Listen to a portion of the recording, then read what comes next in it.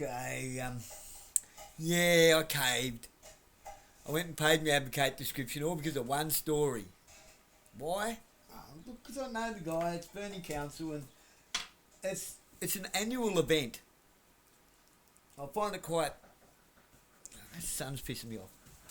It's a bit... Even though I've got tinted windows, a bit glary on my eyes. It's an annual event. Every year, they gaslight Councillor Aitkin. Now, it's no secret, there's many things we don't see eye to eye on. And this is kind of one of them, but not on his stance, on his inability to see what they're doing to him.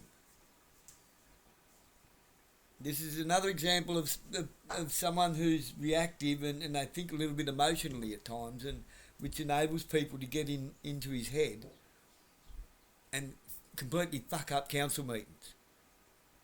And now while he's stood down, you watch things go through that he would ordinarily go against. So things will get passed now without any pushback, without any conflict. Next thing you know, something's passed and everyone's sitting there going, what did they just pass? They do it all the time. And if you ever notice, if you even, you go in there to a council meeting, or you even, you go online and watch it. The public microphone, everyone can hear fine. Me, I know I'm a bit hard of hearing, but I can hear whoever's talking on that public microphone without a problem. But all the councillors, I can barely hear them. And they all turn their heads away from everybody. So quite often you're not 100% sure what they're saying. Trent, to his credit, talks, excuse me, Mrs. Mayor, point of order, and everyone hears it. And he doesn't drag it out too long. He gets a few ums and ahs, and because he's trying to be clear and concise. I'll give him credit where it's due. He might not be the most intellectually endowed cerebral cortex in the room. That frontal lobe might be a little bit calcified. But his heart is actually in the right place. This is why I'm sticking up for him in this. I'm backing him 1,000%.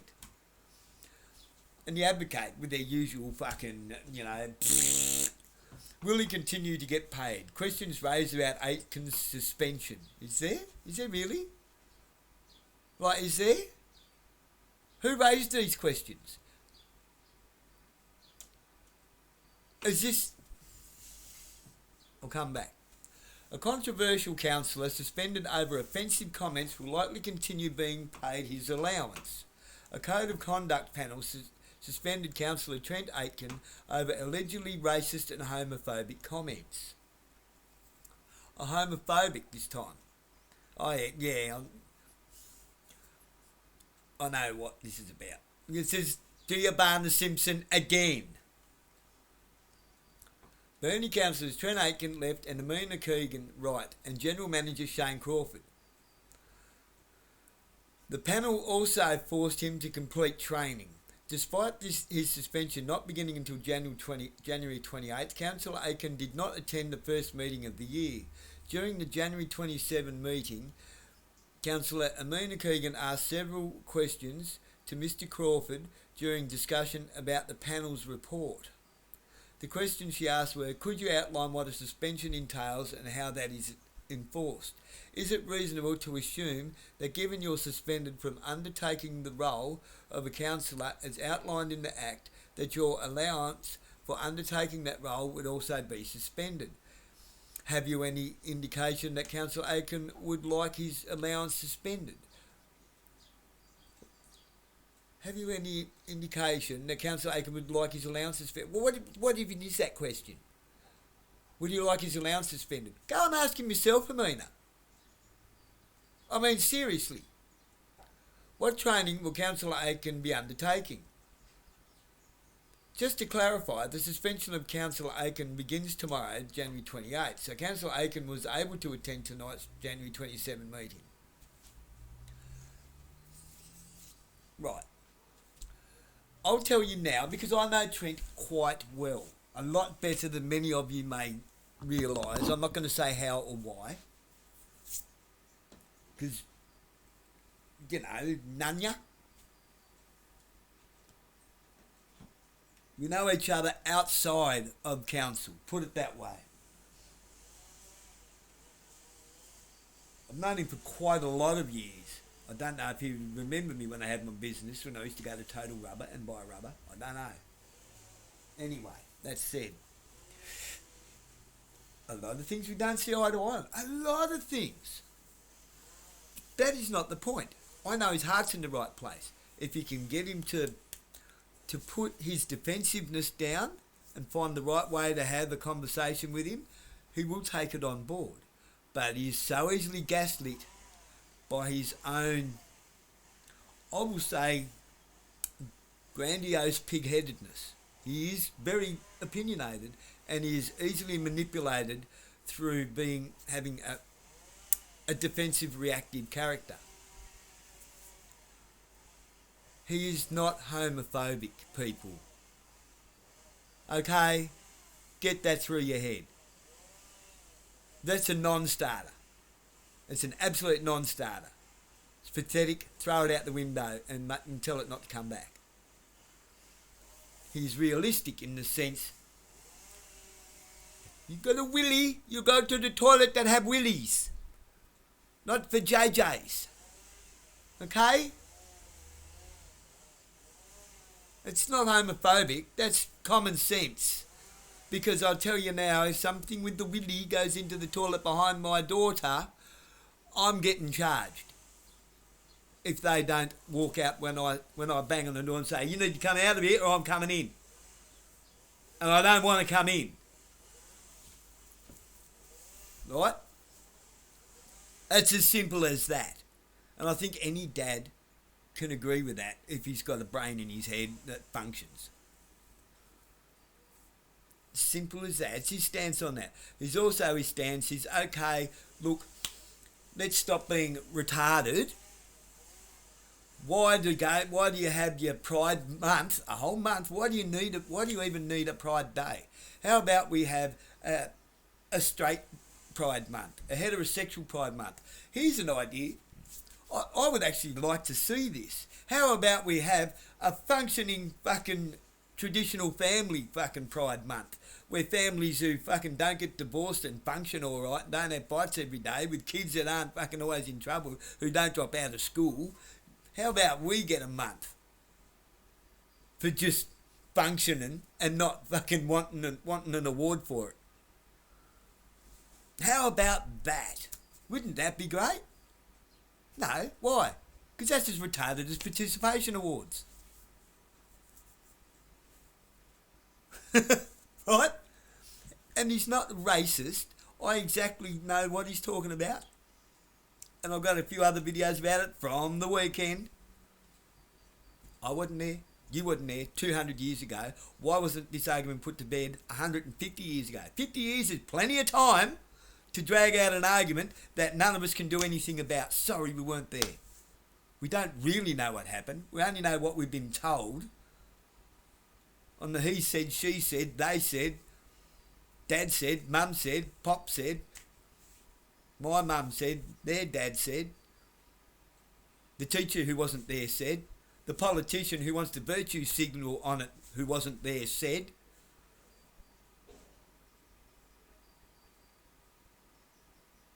Learn from it. But we haven't learnt from it because it's about to happen again. While we're arguing over Australia Day, we're about to become the 52nd state of the United States of Israel. Ooh! Am I gaslighting anyone? No, I'm just being a realist. Now, Erin Molan, Jim Molan's daughter, made a speech in Parliament House with the big 7-candle fucking Judaism candle during Hanukkah, that Christians are, wait for it, radicalised and extremists. So what happened to Judeo-Christian? That's gone now, is it?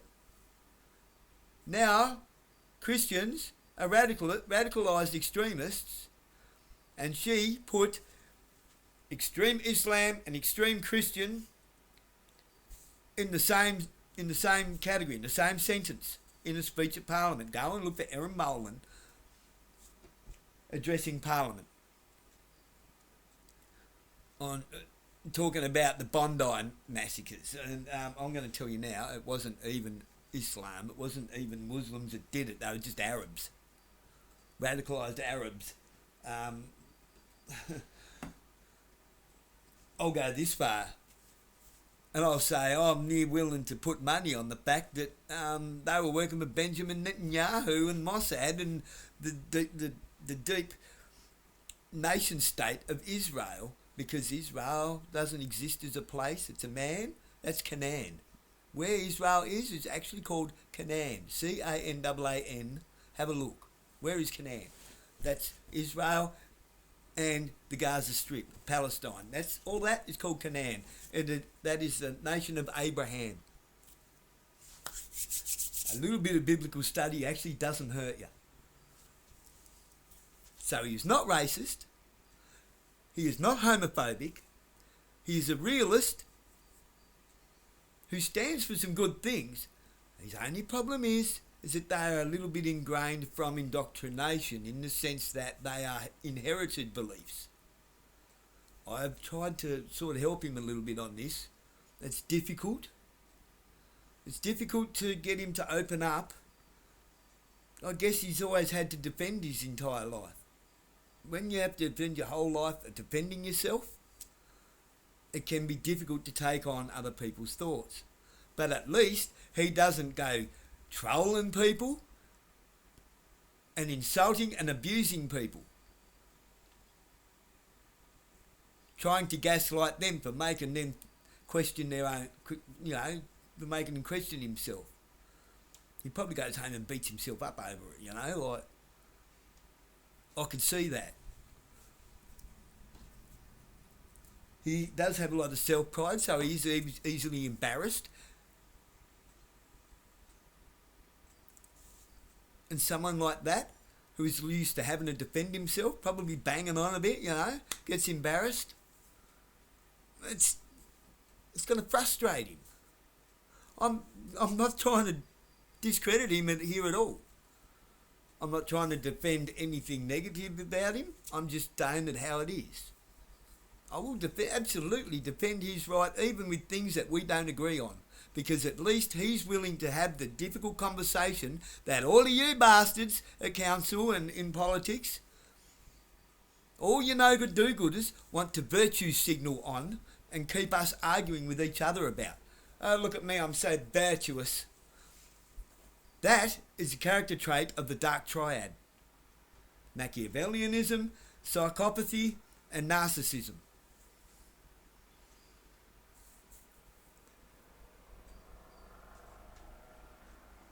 That's what they're using against Trent, and then getting in the paper to virtue signal about, and using Trent as a whipping boy.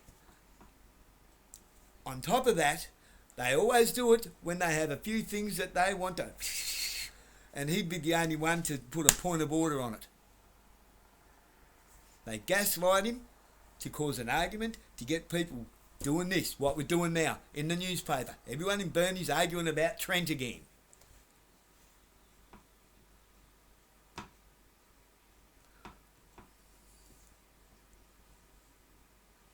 So, I'll go on. Mr. Crawford said while a suspension means a councillor cannot perform or exercise the functions and powers of the office, the issue of keeping the allowance was not as clear-cut in the Local Government Act. Just wait. To the best of my knowledge, there is no reference to allowance during that suspension period, he said. My current belief would be that the allowance would continue through that period. Mr. Crawford said he was working with Councillor Aitkin on what the training would entail. So they're going to counsel him, I guess. They're going to try and Training means giving him ultimatums and giving him some coping mechanism and tools that are going to be fucking useless. What they're going to do is give him the chilling effect counselling so that he self-censors. And when you self-censor, you don't have the difficult conversations that need to be had. So basically, they're just going to turn him into a cuck. And I can't see Trent putting up with that. I can't see that happening. I'm going to say this, Shane Crawford, tread lightly. Tread lightly, because he might straighten your teeth for you. I don't mean that in a bad way. Just, Trent, keep a cool head, mate. It's interesting, the determination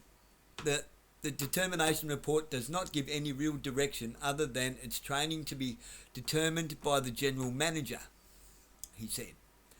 We have some finer details to clarify around that, but at this point in time, it will be training conducted by the Office of the Anti-Discrimination Commissioner and likely will be held next month. Councilor Aitkin was contacted for comment. What sort of a manager can't manage? I'm sorry, Shane, but you can't manage. You can handball. You can pass on information. You seem to be good at mediating on the down low and taking things on notice. I'm sorry, Shane, but I don't think you're a manager. You're an administrator at best. But a manager sometimes has to say, look, I'm sorry, he might have asked you a hard question, and if you're not willing to listen to the hard question, perhaps you need to leave the room while we have an adult discussion, if you want to be a child about it. That's what a manager does in any business. Right, we're all adults here. If you can't have an adult conversation, perhaps you need to go back to school or go find a different career. If a woman, this is what I'm talking about, a woman shouldn't, most of the time, women should not be in positions of authority, not because of chauvinism or misogyny, but because they are built different and they have been gaslit into having an internal struggle with the external expectations of the socially engineered patriarchy, matriarchy.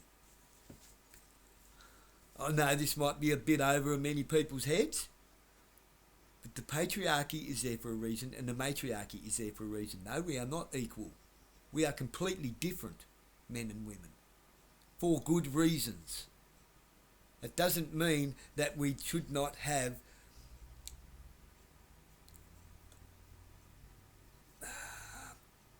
equally held value for our naturally designed life roles. Okay?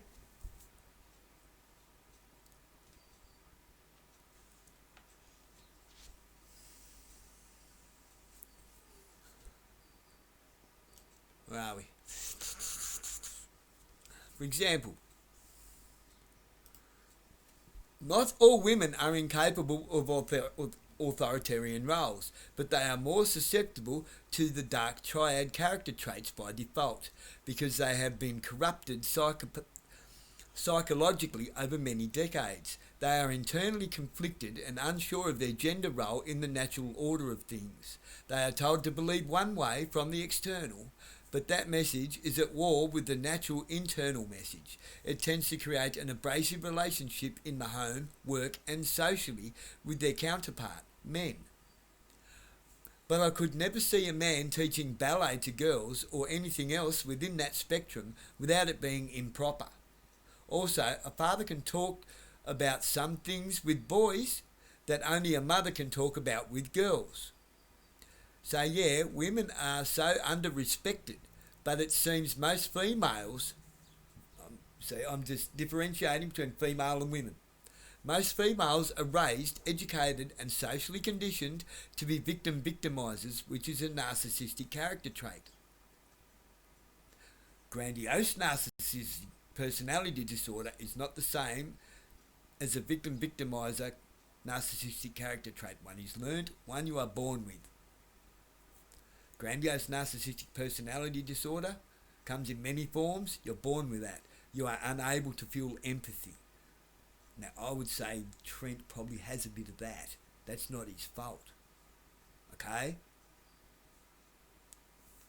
But he struggles with it, and I see that, and he tries his best to work with it. So don't knock him on that.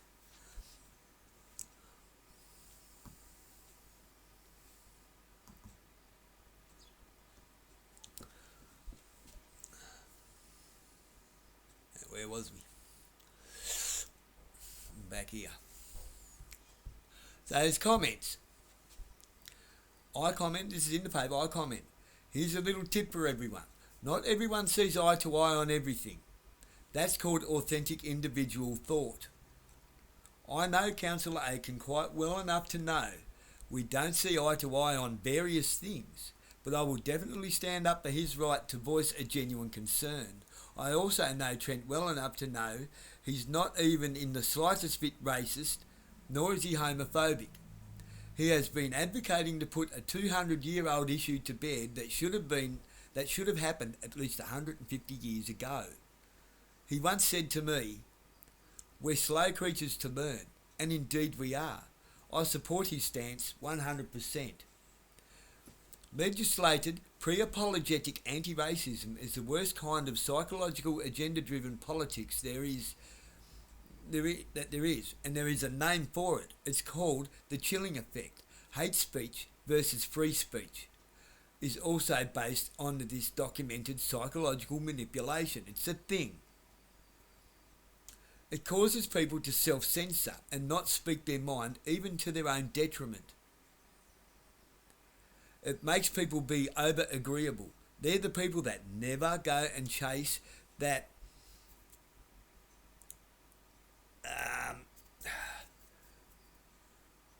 that pay rise that they've earned, when somebody that does stuff all seems to keep getting them because they're less agreeable. They're more disagreeable and more likely to go ask for it. Okay?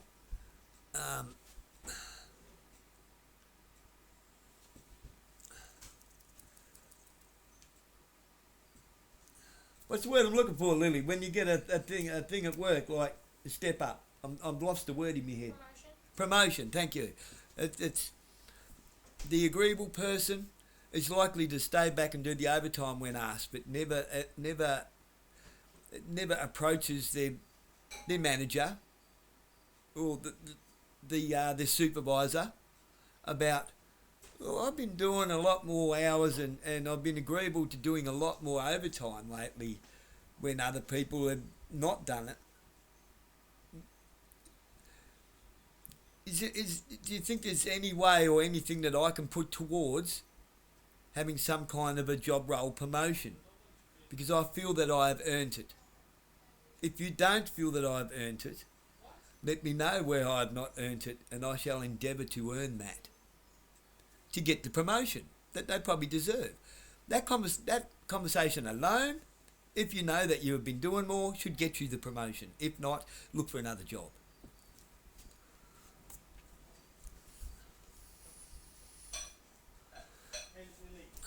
Now, you could take my word for all that, or you could Google it. It's up to you. You can either use your own mind or let somebody else do the thinking for you. Fact of the matter is, it's just like Pauline Hanson and Anthony Mundine on the Jackie O show the day before Australia Day, having a debate to remind everyone we have to be divided on Australia Day, and then Warren Mundine, Anthony's dad, on Sky News that night, telling us to spend the morning protesting and then the afternoon celebrating together. Talk about gaslighting. The council does this to Trent every year, knowing the fish will bite. This isn't Trent, this is the council, right? We need to realise that we are allowing the bones of the past to live rent-free in our heads. Instead of learning from the past, we keep digging it up and hitting each other over the head with it. We've better things to worry about, like whose properties will be affected when Marinus Link needs to run their cables from the power station to the sea. I was nearly going to say from the river to the sea, but I figured the advocate wouldn't like that. It might come across a bit racist.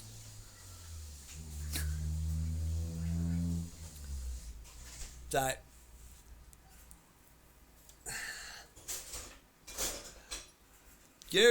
Gerard Mayle, he's made a comment, and he's right. Regardless of reason for suspension, it appears that the clarity and conditions of the suspension is as clear as mud. The Local Government Act is therefore not clear-cut and needs urgent clarification and amending so councils can act accordingly. If the councillor is suspended, his allowance should be stopped for the duration. Ratepayers should definitely not be paying for a councillor that is suspended or paying for his training. I agree, but I don't. Why? It depends on the grounds of suspension. I think the rest of the council is in the wrong here for using Trent as the whipping boy so that they can virtue signal to the public and say, look at me, we're doing a good job, when they're doing a shit job. My response to that: given that we voted no in both Local Government Act referendums in 1988 and again in 1992, 93, unsure on which year, it's one of those, at somewhere around 80% no, so this is off the top of my dome, but it's knowledge, it's fact, so they couldn't implement it at the federal level. So it was introduced through the state parliaments in stages, and now it is all being privatised. I would consider the whole Local Government Act to be just that, an act on a political stage. When they refuse to accept questions because it's not their problem anymore, like people now burning rubbish at night in Shorewell because they haven't the means to take it to the tip, but they'll argue over things of no consequence, perhaps they should all be stood down and we'll mow our own grass, given that's about the only service left that we receive, but we're still paying full rates and rent. Our rates haven't dropped, but we're losing more and more services of the council. So what good are they doing for us? None whatsoever. They're just creating arguments for us. Sack the council. Simple. Trent actually would be perfect as a general manager for Bernie. I don't care what anyone says. Why? Because he's not so agreeable. He's not a cuck. And he wants to actually just get down to the brass tacks of doing what a council does. What a council's supposed to do prior to the Local Government Act, which was unlawful. He would be perfect for it. Like I say, we don't see eye to eye on so many political levels and political things.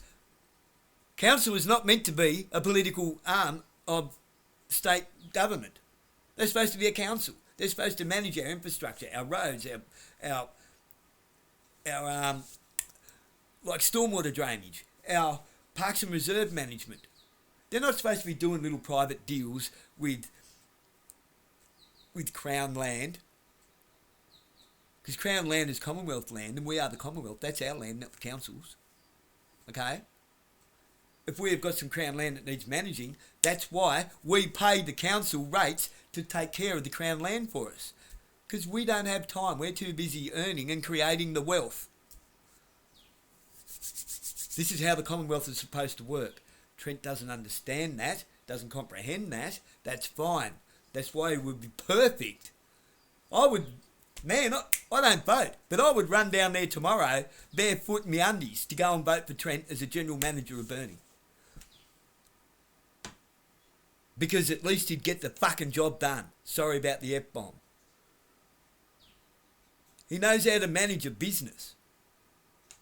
He knows how to mediate in a situation like, mate, you've been a dickhead. Like, pull your head in or go find another job. If you can't work with him, but everybody else can, maybe that's you. Now, that used to be me once. I was going through a lot of shit. And David Mercer could not put up with me, and I could put up with David Mercer. And me and him, we ended up actually being each other's biggest problem. Both of us ended up being toxic to Penguin Composites. Both of us were. I don't know if he can admit that, but I can. He was too pig-headed and I wouldn't back down. So, you know, fair's fair.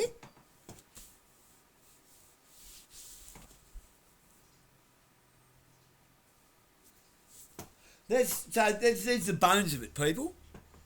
That is a neutral ground commentary on what's really going on there. I'm not the biggest fan in the world of Trent, but I don't hate Trent, and I think it would be perfect for the job. You won't get a much more honest opinion than that. So let's stop playing politics with council and make council. Let's make councils great again. There's a hat. There's a t-shirt for you. Let's make councils great again. Let's make councils council again.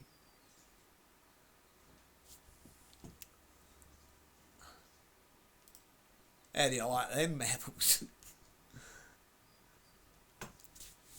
Look, as far as I'm concerned, Tony Brumby being mayor is a conflict of interest. Why? Well, because she's not a Brumby, she's an Austin. And like, you know, the Austins have had their fingers in pies all over Burnie since forever. Port Ladder, property development, Austin's caravans, you know, they're in with the local Mormon church and all that sort of stuff. And there's supposed to be a separation of church and state, I thought. Depending on your conceptualisation of what church is. Church is community, but to them, church is it's a membership group. See how that's not cool? A membership group in a building, they'd all go to that church, and like, you know, it's a cliquey little bunch of bastards. Why are they in council? Why are they in third tier government when third tier government's not even lawful anyway? But that's not the point. The point is who's doing property deals for who. As far as I'm concerned, Steve Conn should never have been mayor of Burnie after being caught doing what he was doing as deputy premier of the state. We shouldn't have somebody who was successful in Texas in our council because, as far as I'm concerned, I don't dislike Ken. But that's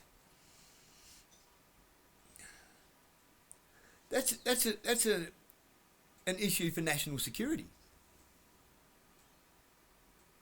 Because I want to know why he came here in the first place to get into politics. Why have we got an American here in our politics? Why have we got a Canadian here in our politics? We seem to have globalist-driven agendas gnawing away behind what they're not saying.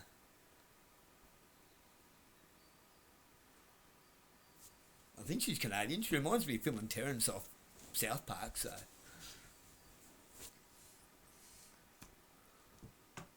I don't think that her intentions or Ken's intentions are entirely pure.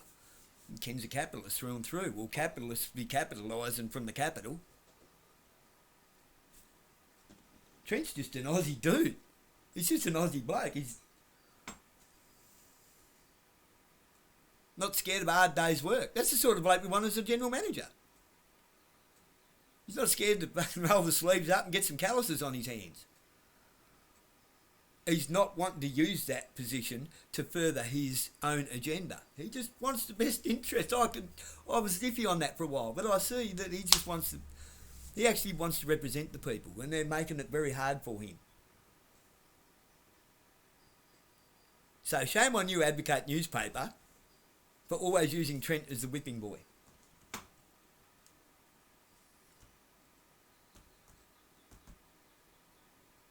Yeah, I'm a provocateur, aren't I? No, I'm unapologetically honest. I don't apologise. Why should you apologise for being honest? Trent owes nobody an apology whatsoever. Maybe the only apology he could come up with is like, I'm sorry for biting my tongue so many times and not just spitting it all out the first time. It's alright, mate. I'll come in and do it for you. I'm quite happy to. I'm quite happy to come in and get thrown out if I've got to be. To say the things that he's not allowed to say, and that'll get the conversation on the table. I got nothing to lose. I'm not a member of council.